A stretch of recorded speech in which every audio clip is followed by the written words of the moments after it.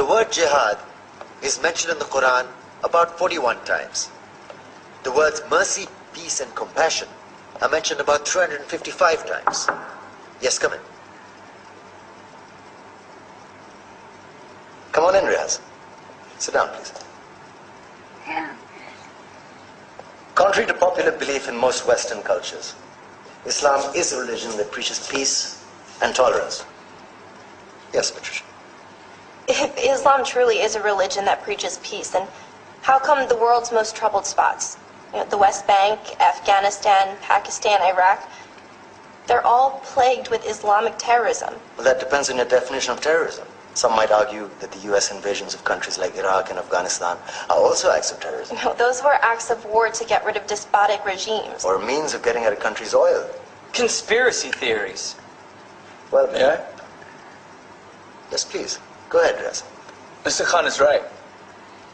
I mean, if we're talking about terrorists, the world's biggest terrorists are the white superpowers. Come on now. No, really, stop and think about it. Explain 9/11. Okay. Do you know how many people died in the Twin Towers strike?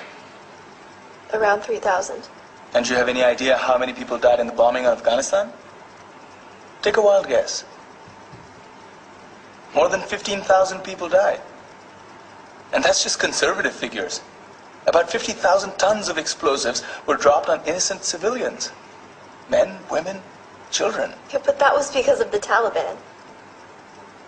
Now that you brought it up, did you know that the Taliban was a creation of the CIA to fight the Russians? Whatever. They were still harboring terrorists. Yeah, right. Terrorists that were never found.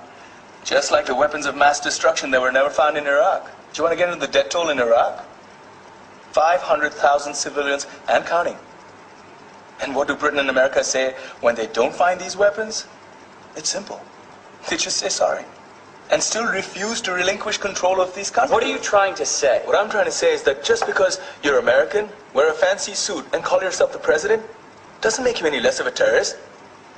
I'm saying that if you don't stop meddling in other people's countries, you will face a backlash. If Muslims like you feel that way, then why don't you get out of our country? We will. As soon as you promise to leave ours.